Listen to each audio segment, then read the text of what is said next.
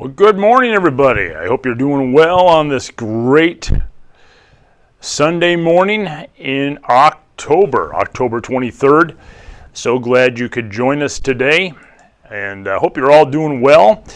It's an honor to be here with you. I'm glad you're joining us, and I wanted to share with you right after church today. We have a pizza with the pastor that we're excited about. Right after church next Sunday. And today we have our Harvest Fun Day, which we're excited about. So if you're able to attend, we'd love to have you. We're going to have some games afterwards and some food. But Pizza with the Pastor is next week, and so if you're brand new to our church, we'd love to have you come out and be a part of that. We love to feed you here at Christ Community Church. It's something that we do pretty well.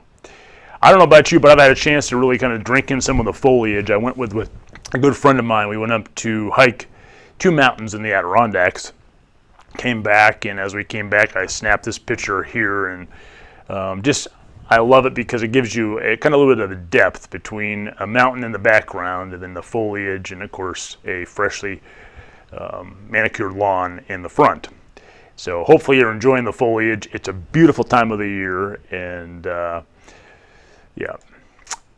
So I don't know about you, but when we move into a brand new area, and we're rather new to our church, we've been here about 7 months now, one of the big challenges that we face, and that I think anyone faces when you move into an area, is trying to find a mechanic, trying to find different services. My wife, her car died a little while back, and we were in the parking lot over near Wegmans.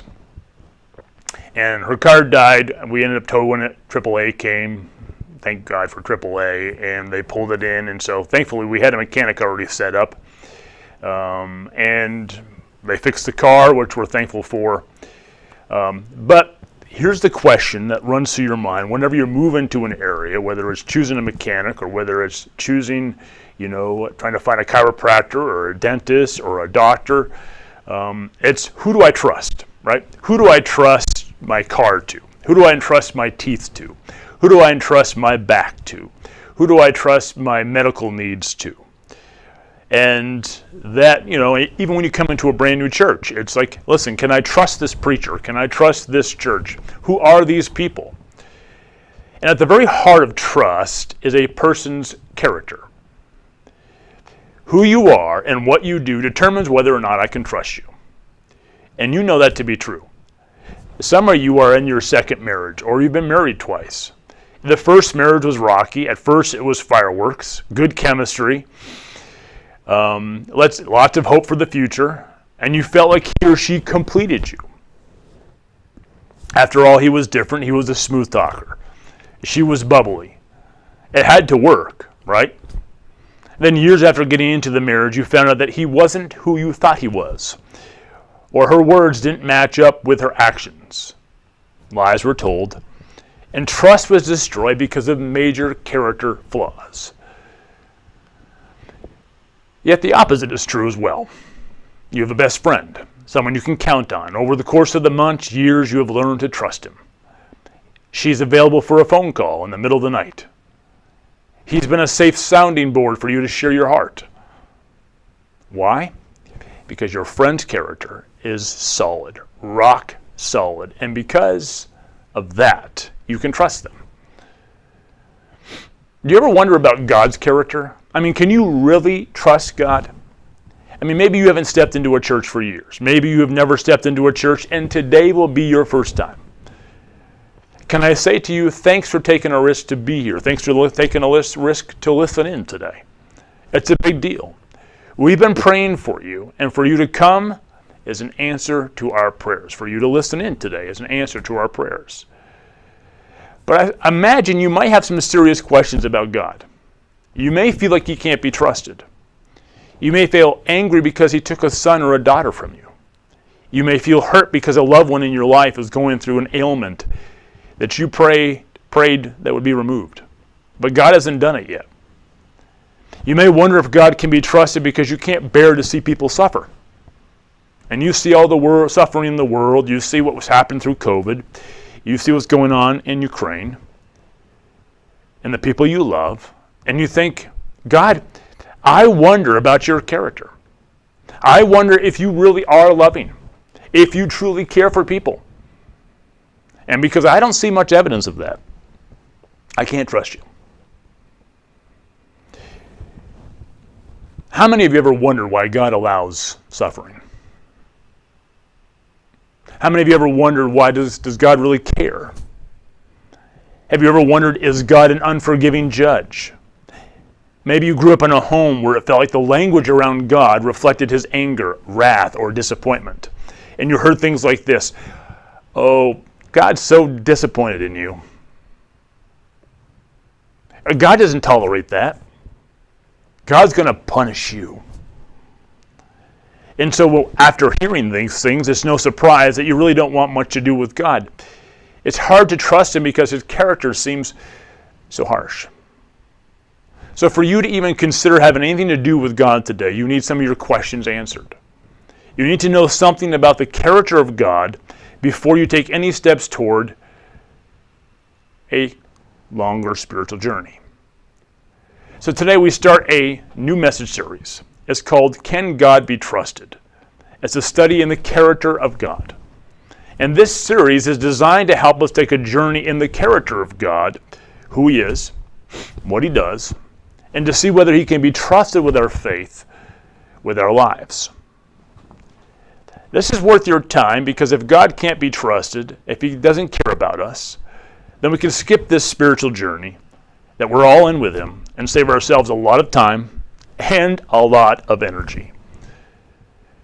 Yet if we discover that God is trustworthy, that he does indeed care for us, that he's a loving, just Father, then hopefully you can take a step forward in your relationship with him.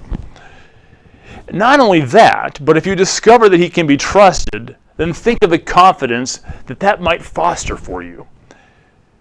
Security breeds confidence. Having security in someone, God included, breeds confidence. I think of having a relationship with God similar to, me interacting with this chair. If I want to sit in this chair, I have to first trust that this chair is going to hold me up, right? Otherwise, if I don't trust this chair, I will never sit down in the chair. I will never experience the chair for all what the chair is worth. But I want to be able to trust this chair. I need to know that it's going to stand up and hold me up. And one of the ways in which I do that is I can watch other people sit down in this chair and test the chair themselves to see whether it would hold them up or not. And then I can gauge.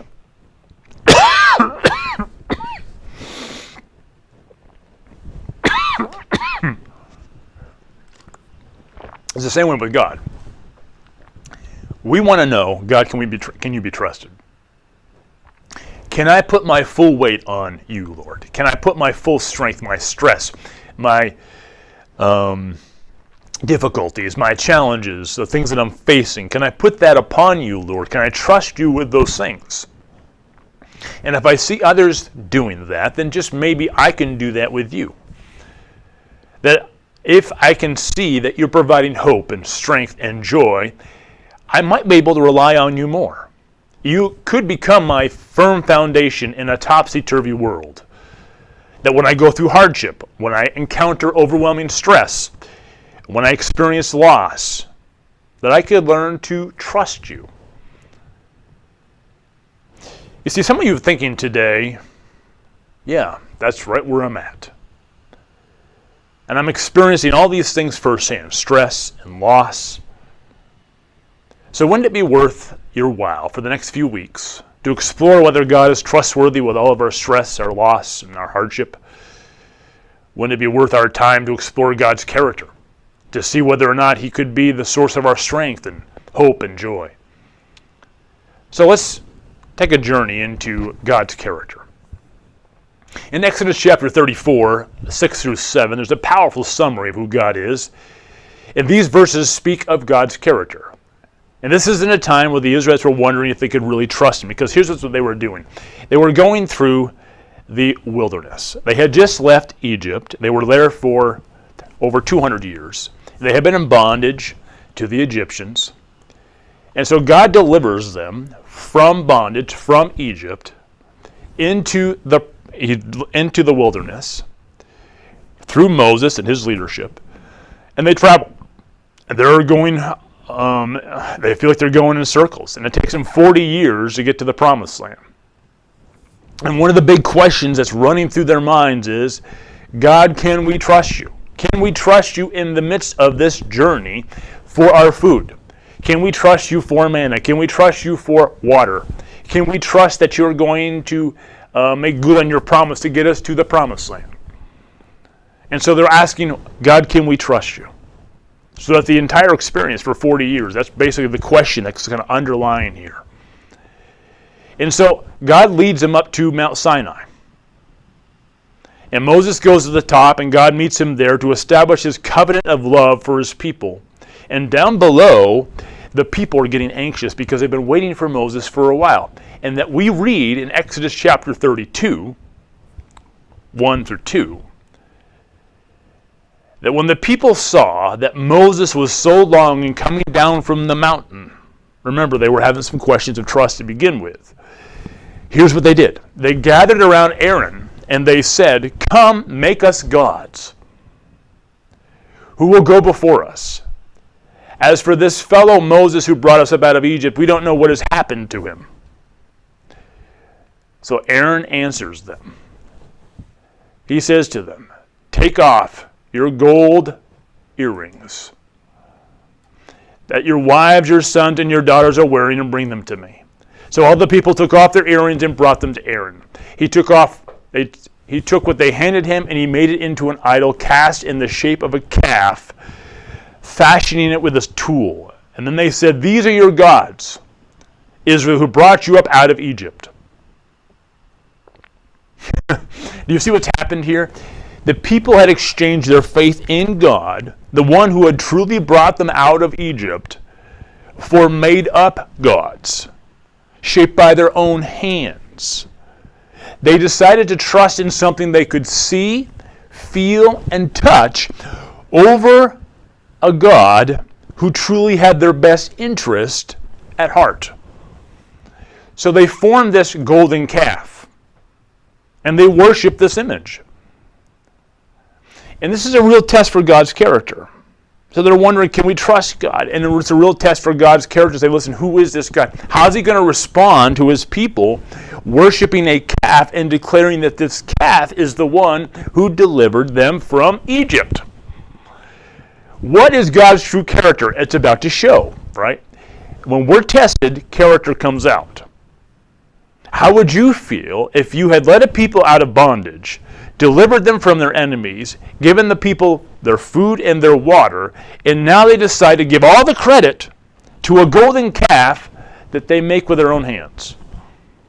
Do you think your true character might appear? I think so.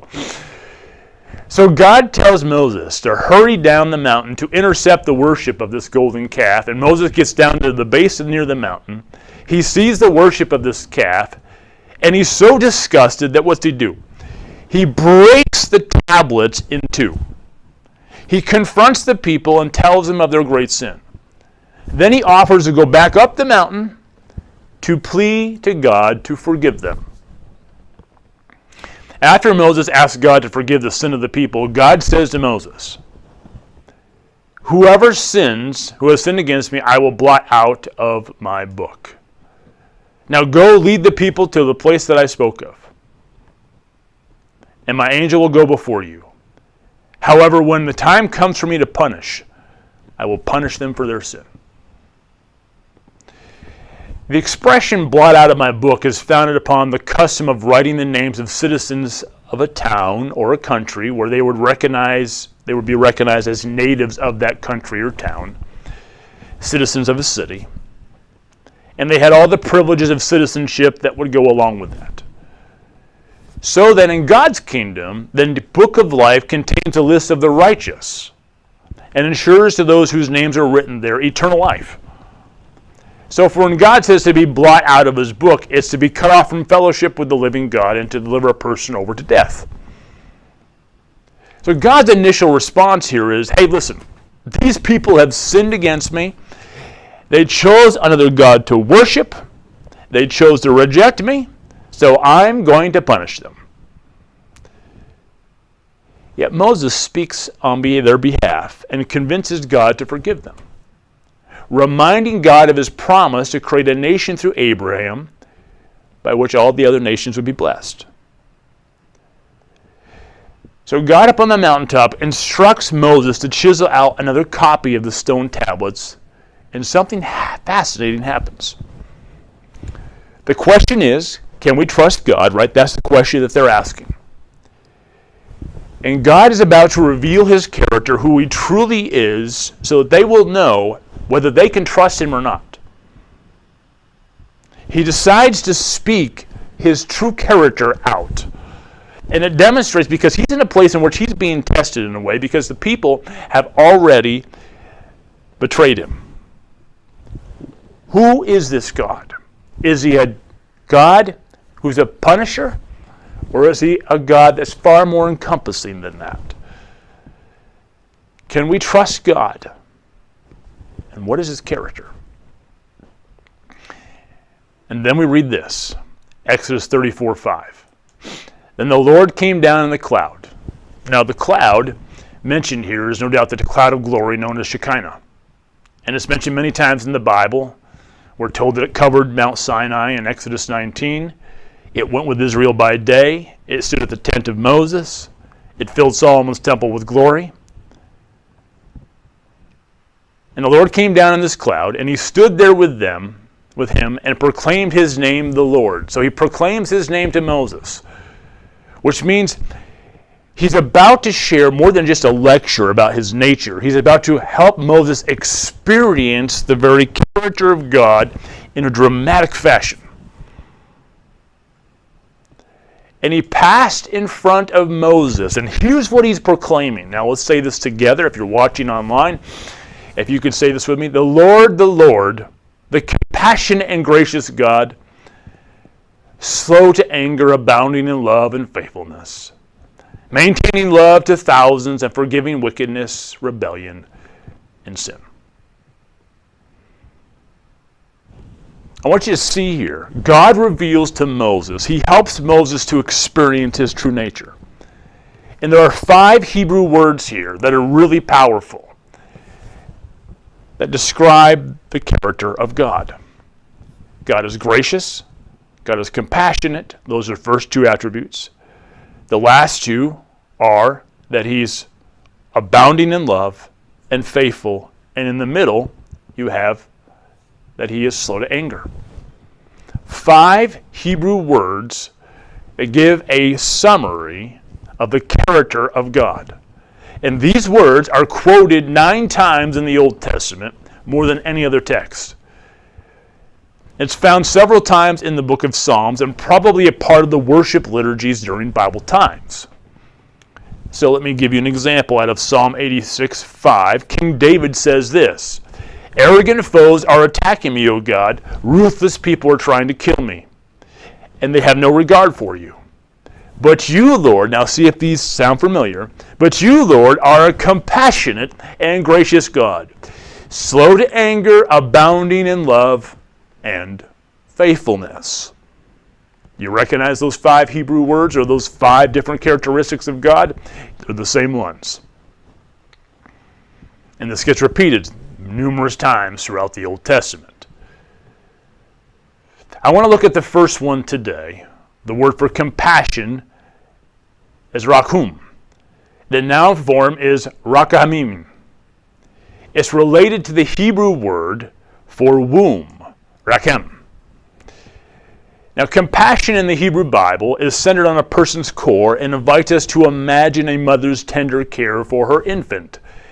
And the word conveys intense emotion where a mother would be deeply moved. It's kind of like in the story of King Solomon. You probably remember this. There are 2 women who have just given birth. One baby dies, and the both women claim that the living one is their baby. So as it Solomon says, well, let's cut the baby in 2 and give 1/2 to each one of the mothers.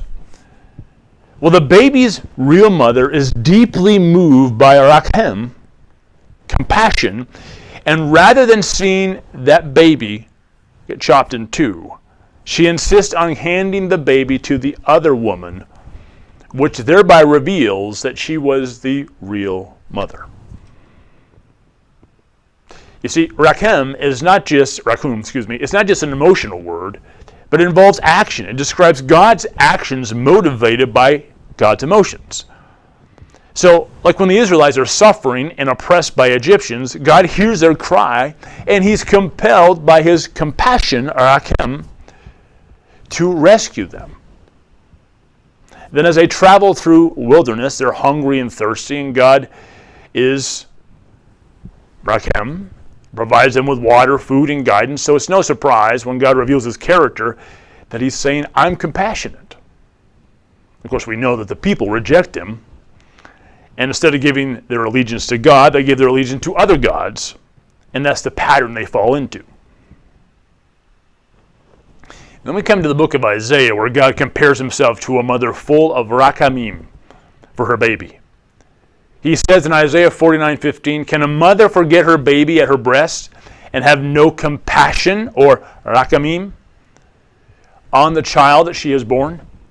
Even if she forgets, I will not forget you. God is full of motherly compassion, and he will rescue his people. So we learn this, that God cares for people like a mother does her child. God cares for people like a mother does her child. As you read further in Isaiah, you realize that God will do this by entering into the suffering of humanity, pointing forward to when Jesus comes on the scene and enters humanity. And he compares himself, actually when he comes into the scene, he compares himself as a mother hen using his wings to shield them, especially the sick, because he's so moved by seeing the sick. He's so moved by that. He compares himself to a mother hen using wings to shield them from danger as he gathers them into his presence. And the Greek word there for compassion is oiktirma. Oiktirma. I love the story in the Bible of Jesus walking among the crowds of people in Matthew chapter 4. And it says that when he saw the crowds, he had great compassion, oiktirma, on them. He was deeply moved. And in fact, it had a great, profound effect on him. It's kind of like when Jesus saw a need, it struck something deep in him. It's almost like Jesus himself was kind of like this match pad, right? And when he saw a need, and let's pretend for a second that the match is the need, right? So he sees people and he sees a need in their life, and Jesus is already looking for needs. He's already being observant, like this match pad. And so that when this need strikes up against this match pad,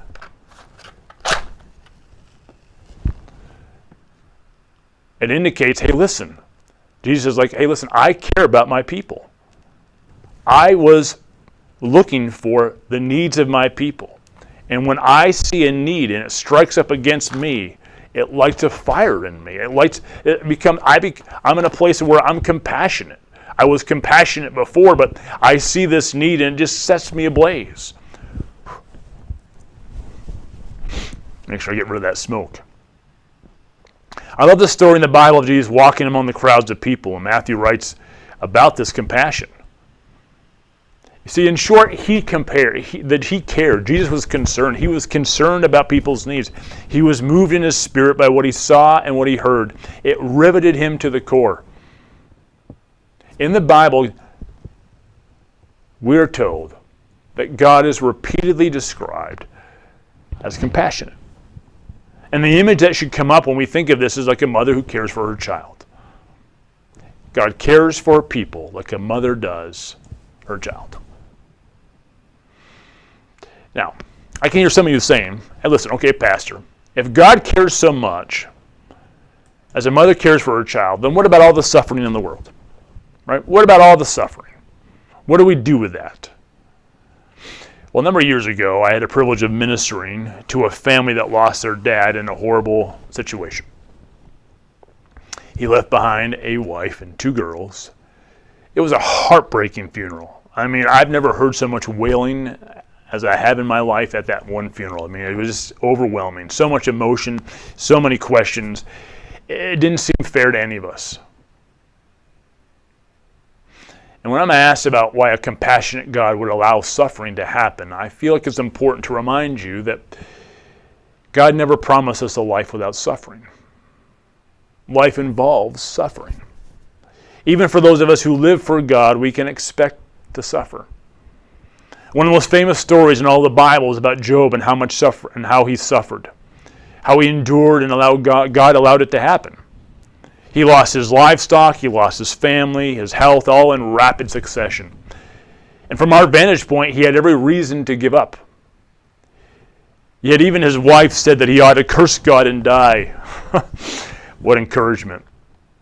And he said to her, "Shall we accept good from God and not trouble?" I think Job was essentially saying, sweetheart, to live on this planet, we're going to suffer. But God is good, and he's always working for our good.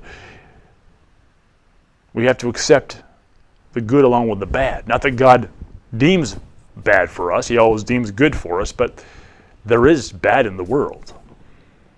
I think we're quick to blame God for the existence of evil, but very slow to thank him for the constant goodness that he provides.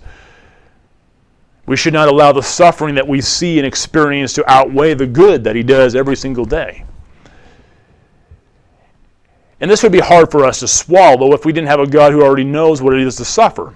Jesus ended his days on earth nailed to a cross. He suffered brutally at the hands of Roman soldiers.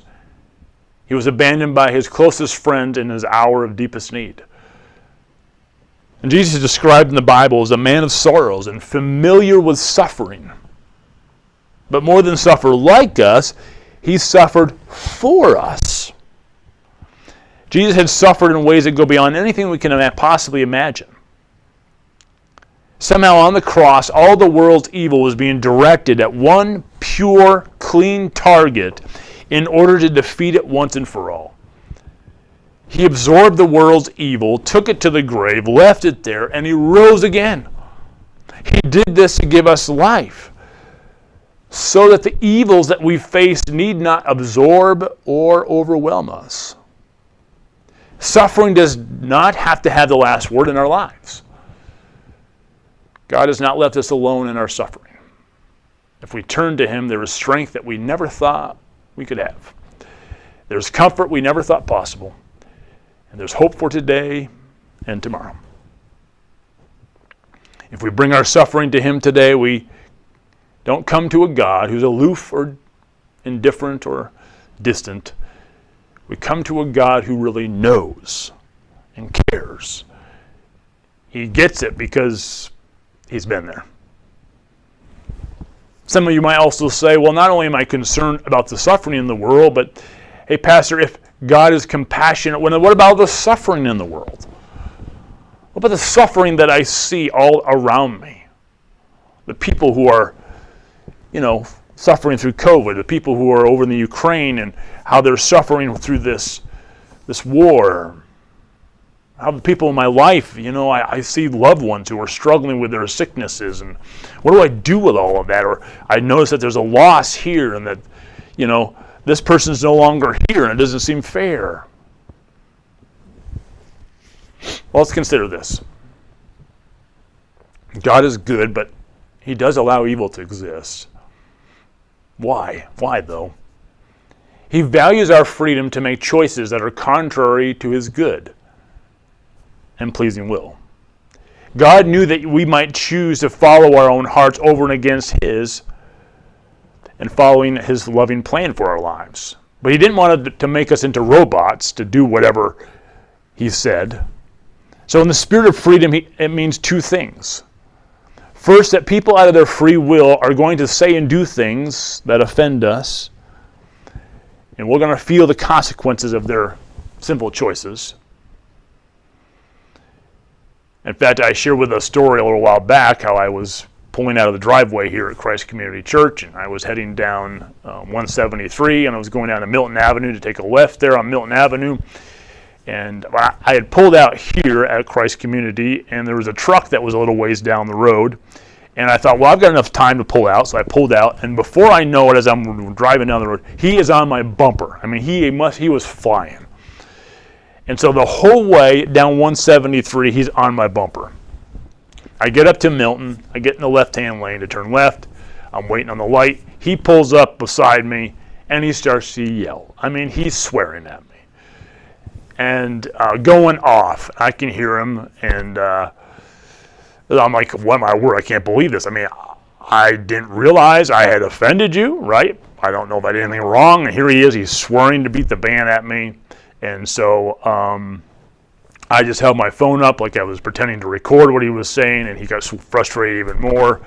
Probably wasn't the wisest thing for me to do. I will confess that.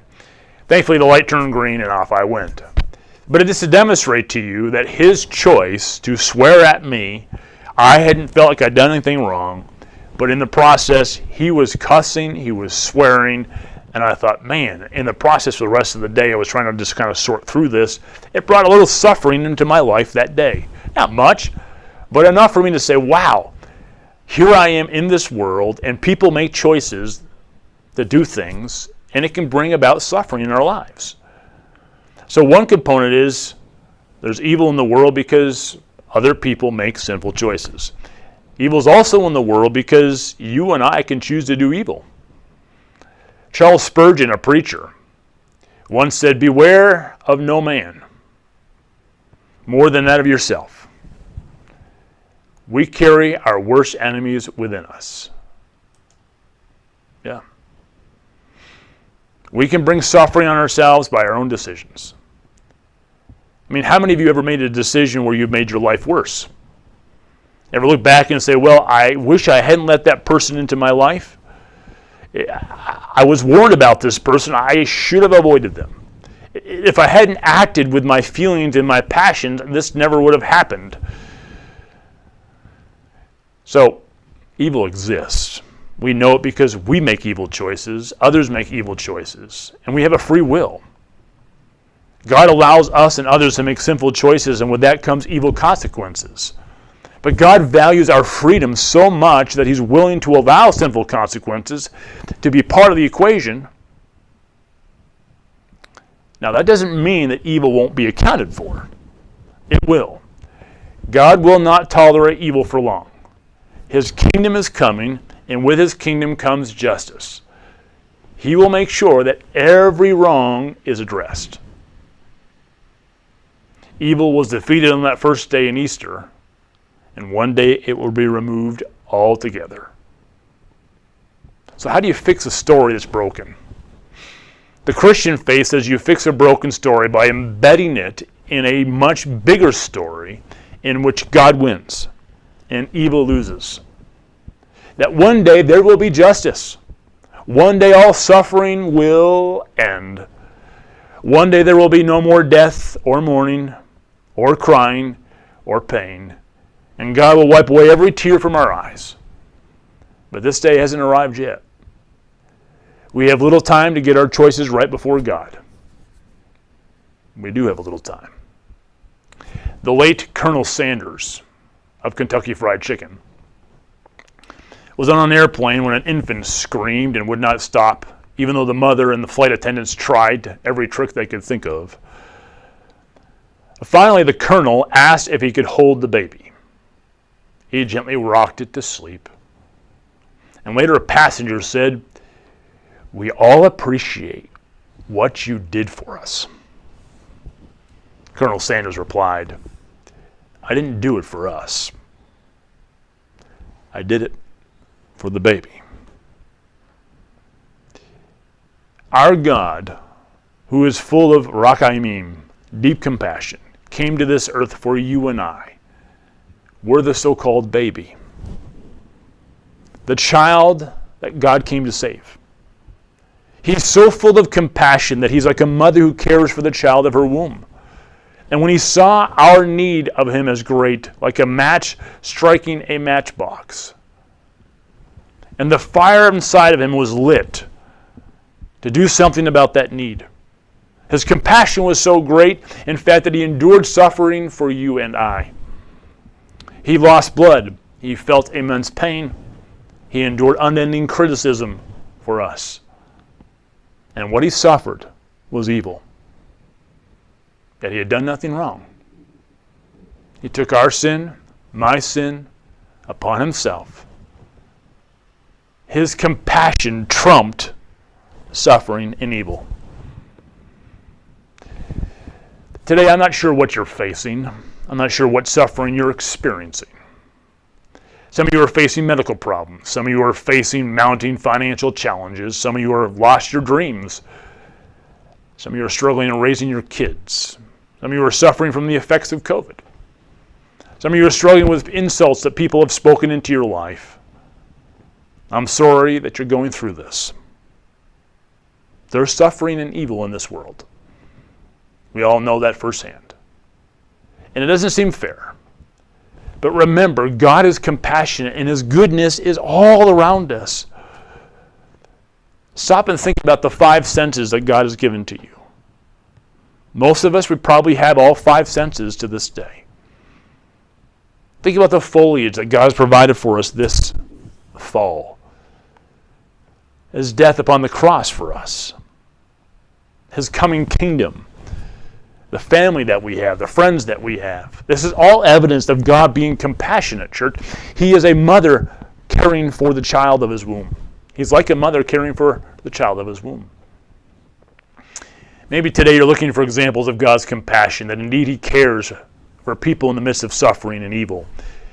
So, I challenge you, ask him to show you examples. Say, God, I want to know if you care.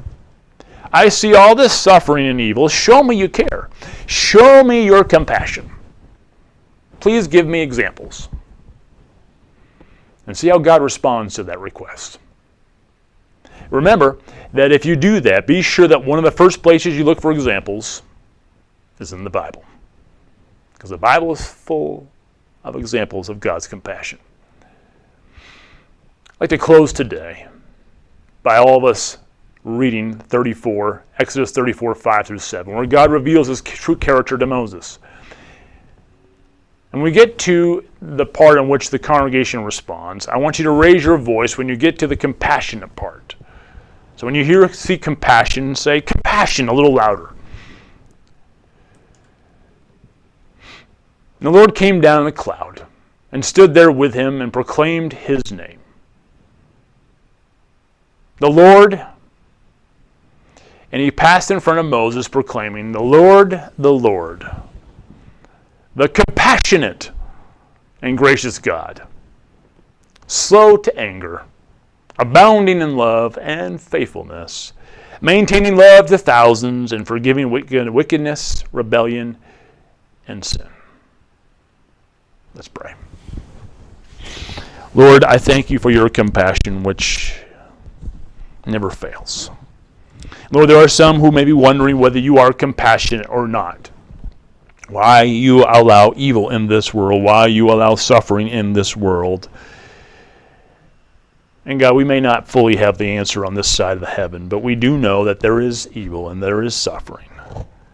But I thank you that you experienced it firsthand and you show us how to go through it. And that, Lord, you valued freedom so much that you chose to allow us to have the freedom to make choices, even though that there could be evil consequences. I pray, Lord, for you to work powerfully in and through the hearts of our people, those watching today and those coming today.